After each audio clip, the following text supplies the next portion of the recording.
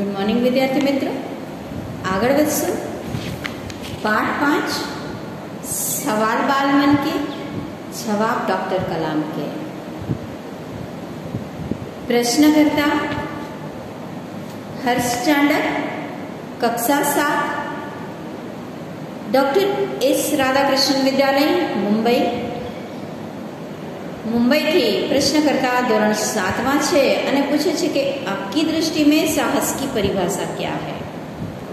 આગળના વિડીયોમાં જોયું કે ભારતને એક મહાસત્તા બનાવવાનું ભારત સમક્ષ કઈ ચુનૌતી છે. હવે આ પ્રશ્નકર્તા પ્રશ્ન પૂછે છે કે તમારી દ્રષ્ટિએ સાહસ એટલે શું, એની પરિભાષા, એની व्याख्या શું. डॉक्टर कलाम अपने जान की परवाह किए बिना दूसरों को संकट या आपदा से बचाना ही साहस है. માનવતાને પ્રથમ લઈ આવે છે કે પોતાના જાનની પરવા કર્યા વિના બીજાનું સંકટ અને બીજાની મુશ્કેલી દૂર કરવી એ મારી દ્રષ્ટિએ સાહસ છે. પ્રશ્નકર્તા તરુણ પટેલ, कक्षा 8, સ્વામિનારાયણ ઇન્ડિપેન્ડન્ટ સ્કૂલ, લંડનથી એક વિદ્યાર્થી છે, ધોરણ 8માં છે. એ પ્રશ્ન પૂછે છે, हम प्रवासी भारतीय मातृभूमि के प्रति गर्व की भावना कैसे विकसित कर सके. કે જે લંડન છે પણ મૂળ ભારતીય છે, કે અમે પ્રવાસી જ્યારે ભારતના પ્રવાસે આવીએ અથવા તો પ્રવાસી ભારતીય કહેવાઈએ તો અમે ભારત દેશ માટે ભારત ભૂમિ પ્રત્યે ગર્વની ભાવના કેવી રીતે વિકસિત કરી શકીએ. भारतीय मूल का कोई भी व्यक्ति एक बृहद भारतीय परिवार का अंग है.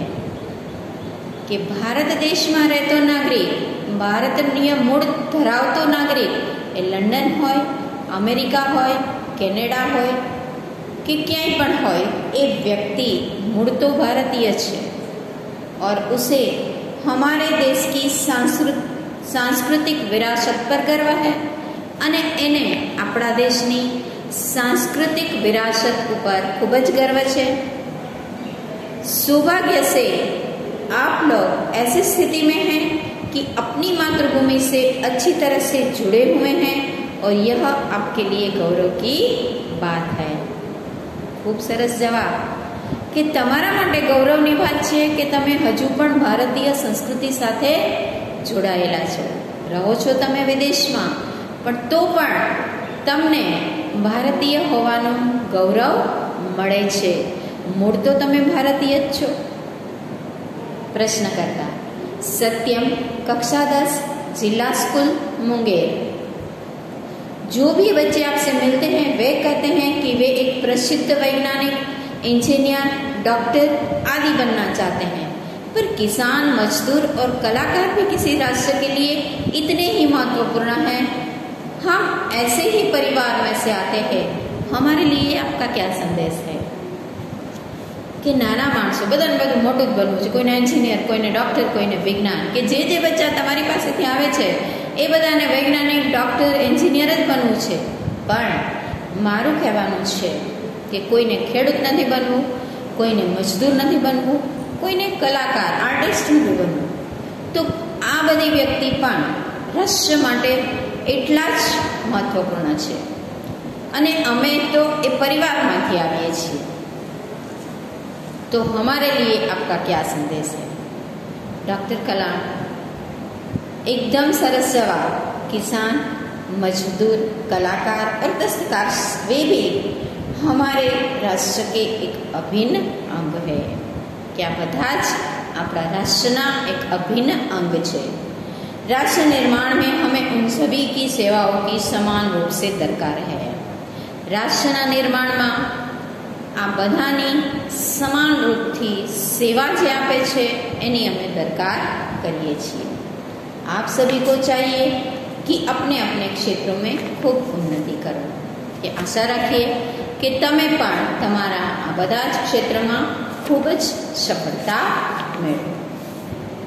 रोहित चतुर्वेदी, कक्षा 11, Islamia inter college, Etawah.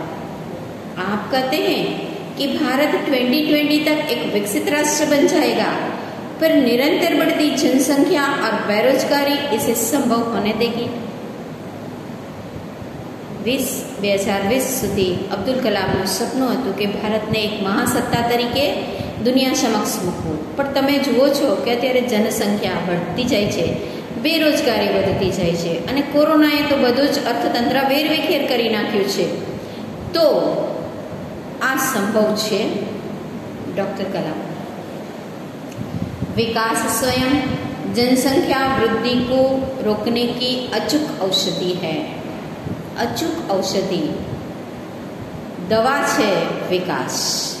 GeM GeM तमे विकास करशो तेम तेम तमने नवा नवा विचारो आवशे, सफलता मळशे एम नवा विचारो आवशे अने आ विकासनी प्रक्रिया ज जनसंख्या रोकवा माटेनी अचूक औषधि छे।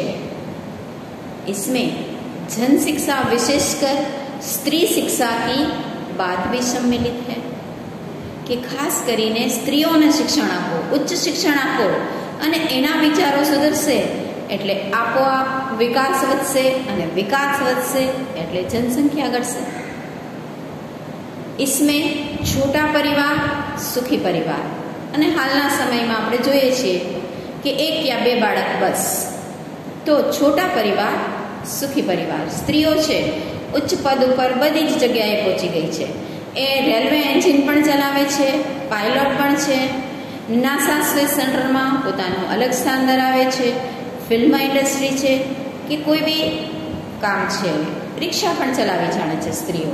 तो स्त्रीओने उच्च शिक्षण आपो ए वात पर अब्दुल कलामे खूब ज भार मूक्यो छे। 2020 मिशन का यहाँ के युवाओं को रोजगार के पर्याप्त अवसर सुलभ कराएगा।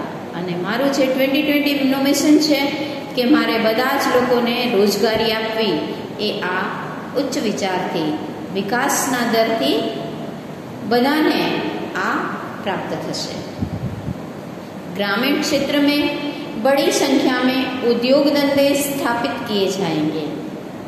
ग्रामीण एटले के गामडाओनो विकास करवानो छे, ત્યાં પણ નાના નાના स्वरोजगारना उद्योगों विकास करवामां आवशे और जिससे उन क्षेत्रों में रोजगार के प्रचुर अवसर पैदा होंगे અને જેના કારણે એમને રોજગારીની તક મળશે, પ્રચુર અવસર, મોટા મોટા એમને ઘણી માત્રામાં આ બધી તક મળશે। પ્રશ્નકર્તા અંશ મહેતા, કક્ષા 12, તેજસ હાઈસ્કૂલ વડોદરા, વડોદરાનો વિદ્યાર્થી છે, ધોરણ 12નો। પ્રશ્ન પૂછે છે, आपको ऐसा लगता है कि 2020 तक भारत विकसित राष्ट्र बन जाएगा?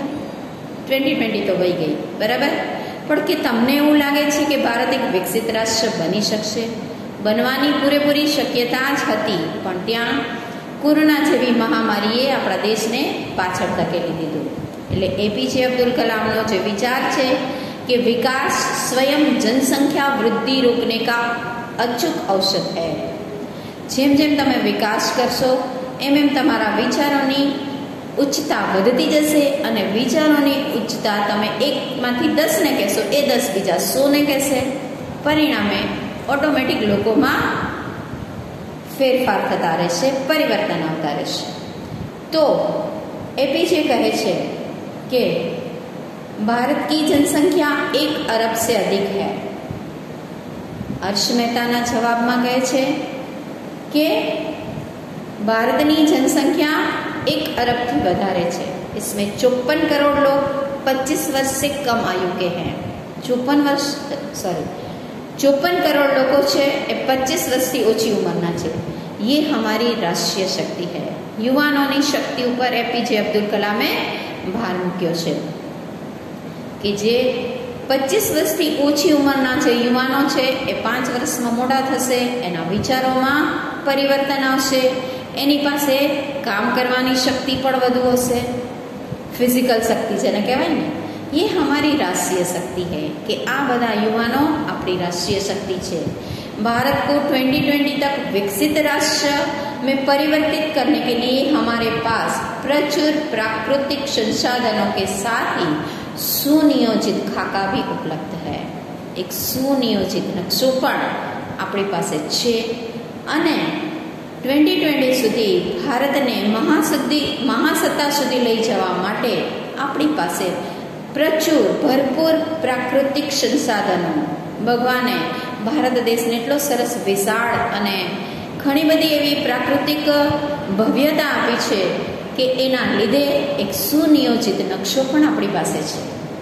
54 करोड़ युवाओं के विचारों की एकता निश्चय ही हमें विकसित राष्ट्र में परिवर्तित करने में सफल होगी। 54 करोड़ જે યુવા લોકો છે એ ધીરે ધીરે આગળ વધશે એની બુદ્ધિથી, એની શક્તિથી, એના વિચારોથી જરૂર આપણને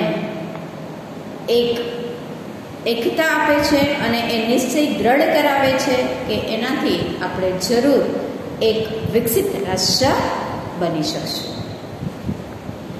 એપીજે અબ્દુલ કલામના ઉચ્ચ વિચારો ભારત દેશને એક મહાસત્તા તરીકે મૂકવાની એમની દ્રઢ ઈચ્છા અને ખૂબ સાદગી ભરેલ સરળ આ વ્યક્તિ હજુ બીજા જે પ્રશ્નકર્તા છે એને કેવી રીતે સરસ જવાબ આપે છે એ વાત આપણે નેક્સ્ટ વિડીયોમાં જોશું। 10 લીટી સુંદર લેખનની લખવાની છે। પાના નંબર 30 ઉપરનો પ્રશ્ન પહેલો રોહિત ચતુર્વેદીથી સફલ હોગી ત્યાં સુધી 10 લીટી સુંદર લેખનની લખવાની છે। પાઠ 2 થી 3 વાર વાંચજો, એપીજે અબ્દુલ કલામના વિચારોને બરાબર સમજજો અને દેશને આગળ લઈ જવા માટેની નાનકડી કોશિશ કરજો। Stay safe, have a good day.